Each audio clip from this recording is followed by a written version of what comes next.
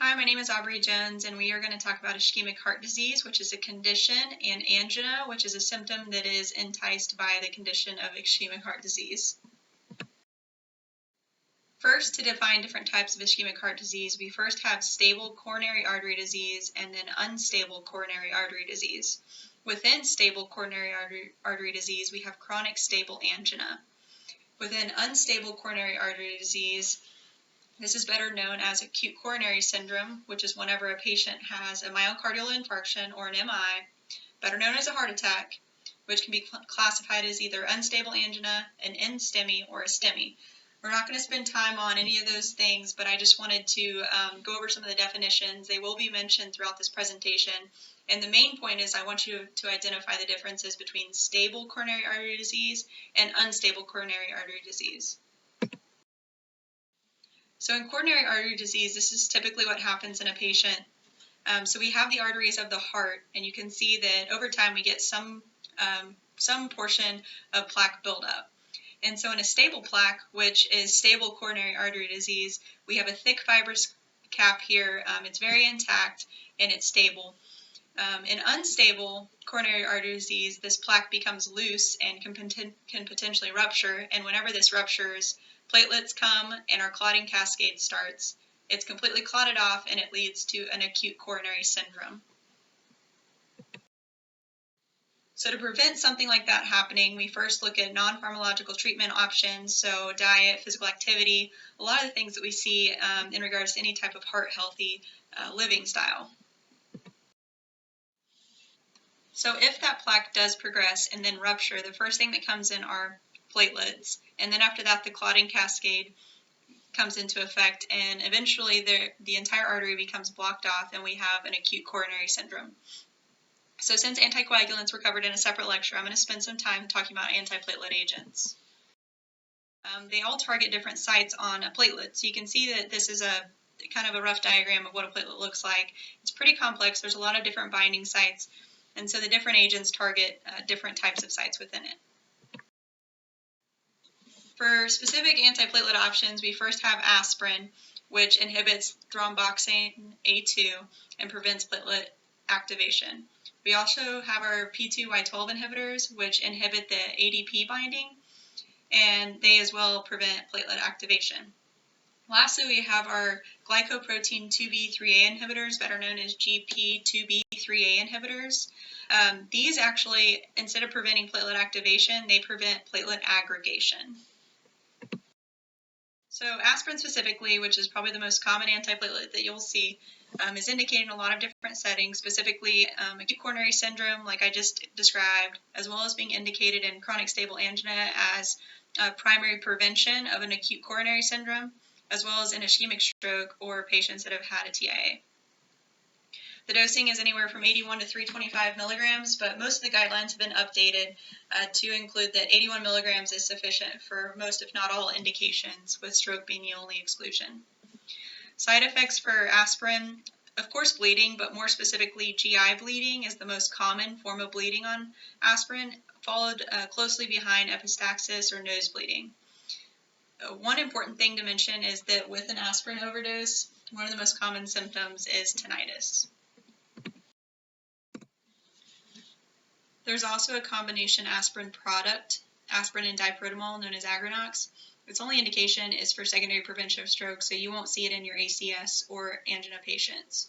The side effects of this specific agent include headache and intracerebral hemorrhage risk. All right, we also have our P2Y12 inhibitors, which should be used for 1 year after an ACS event. We have clopidogrel, prasugrel, and ticagrelor. I won't spend too much time talking about the differences between these. The one takeaway that I want you to know, though, is that ticagrelor specifically can't be used with any dose of aspirin higher than 100 milligrams.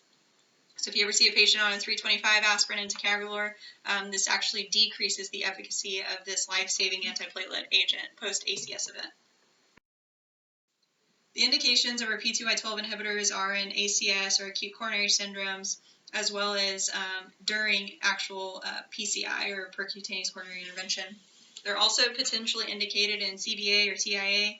Clopidogrel is the only one with this indication, and it should be used in patients that have an aspirin allergy. Something interesting is that P2Y12 inhibitors as well as aspirin have a duration of action of 5 to 7 days after discontinuation, and that's because they bind to the platelets and deactivate them, and a platelet's lifespan is about 5 to 7 days. Side effects of these, of course, are bleeding, and then ticagrelor offers an additional side effect of shortness of breath. For completeness, I'm going to briefly talk about our GP2B3A inhibitors. The agents are abciximab, eptifibatide, and tirofiban. You only really see these used in the hospital setting. There is a very high bleeding risk with these agents. So in our patients with ischemic heart disease, antiplatelet treatment consists of aspirin plus a P2Y12 inhibitor for 1 year if the patient just had an ACS event or an acute coronary syndrome. If a patient has history of ACS, so they have history of an acute coronary syndrome, then they should be on aspirin indefinitely. And then patients with stable angina, aspirin can or cannot be used. It's really a risk versus benefit. I would say majority of providers go ahead and use aspirin, but it's a little bit more flexible here if the patient's at a high bleeding risk. So what a lot of people do is they calculate the ASCVD risk, and if a patient's at greater than a 10% risk, and they're aged 50 to 69 years old with just stable angina without some sort of acute event, then they'll go ahead and use aspirin. And this is a calculator you can look up online and just put in the patient's factors and be able to calculate how at risk they are of an acute event. And so going back to this picture of what a plaque kind of looks like, if this plaque never ruptures and becomes unstable, then we're looking at a patient with a stable plaque and therefore stable angina or stable coronary artery disease. We're looking at treatment of the angina alone. And angina is a clinical syndrome characterized by deep, localized chest, jaw, or back pain that is reproducible with physical exertion. And that part is very important whenever you're working with a patient and trying to identify typical versus atypical chest pain. Angina is relieved by nitroglycerin or rest if it's going to be chronic stable angina. If it's not relieved by nitroglycerin or rest, then it is potentially more of an acute situation that they should go to the hospital for. So therefore, this angina should be reversible, and if it's not, then it is a medical emergency. There's really only two etiologies of angina, either atherosclerosis or vasospasm.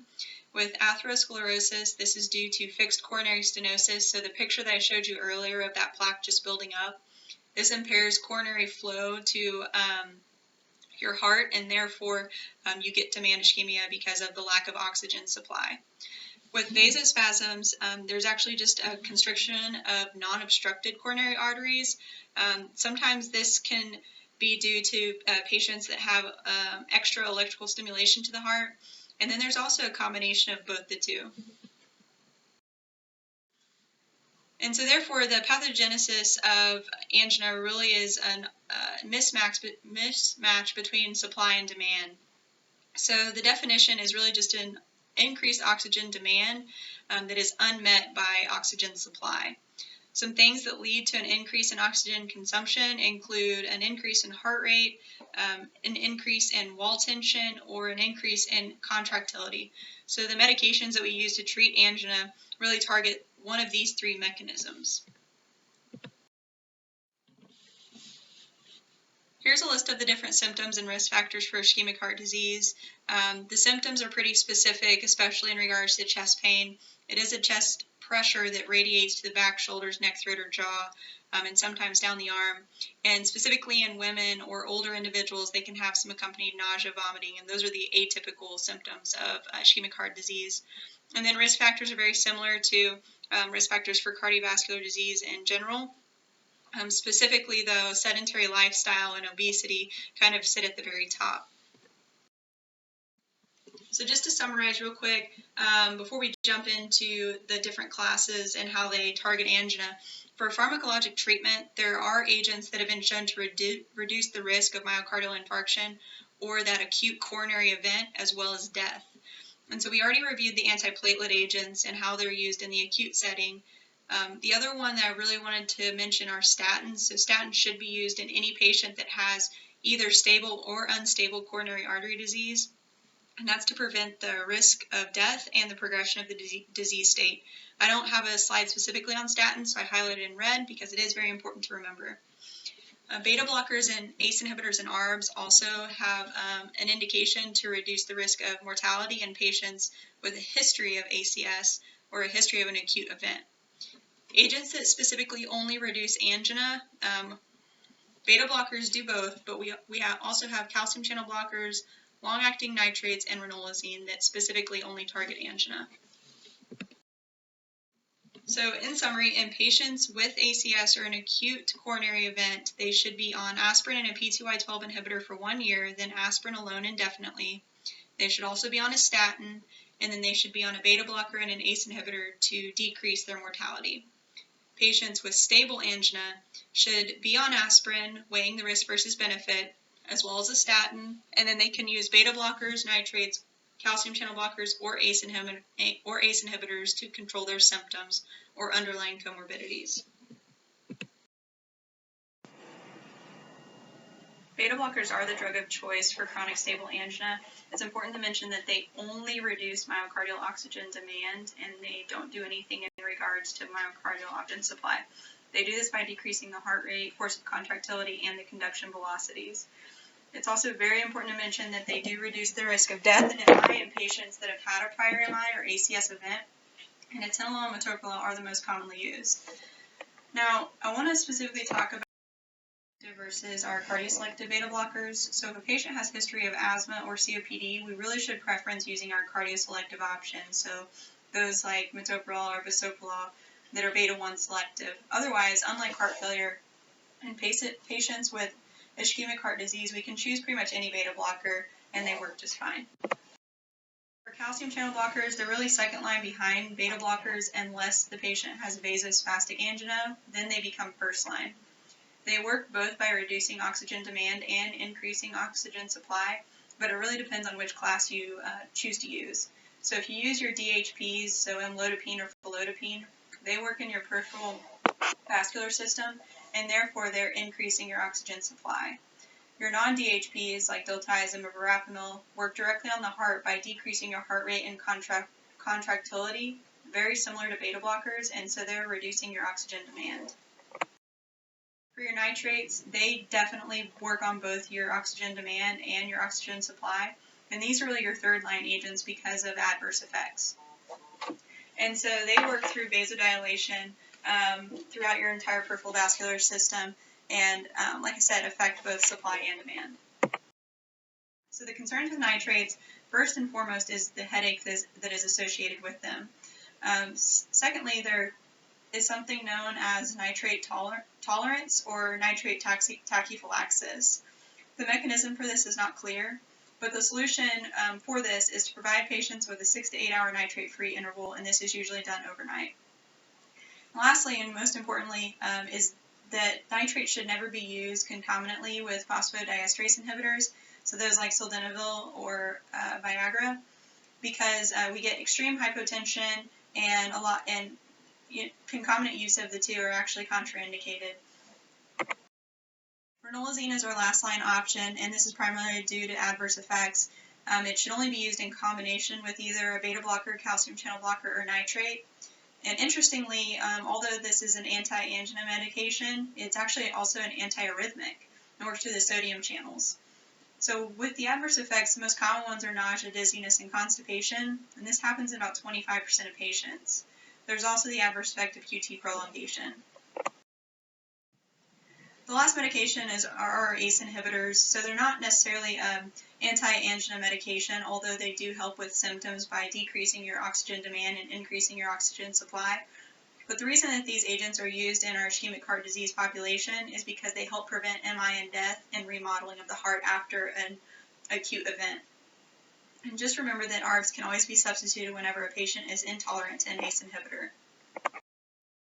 Lastly, I want to touch briefly on peripheral vascular disease because it kind of falls into ischemic heart disease, but it's really ischemia in your peripheral vascular system. And so with PVD, it's also referred to commonly as peripheral arterial disease, although peripheral vascular disease includes both your arteries and veins. Peripheral arterial disease is the most common, and so sometimes the terms are used interchangeably. This is a condition that affects the lower extremities, more specifically your legs, and complications include leg ischemia, intermittent claudication, and pain. And intermittent claudication is really just pain when walking. For diagnosis, you use Dopplers or your ankle brachial index.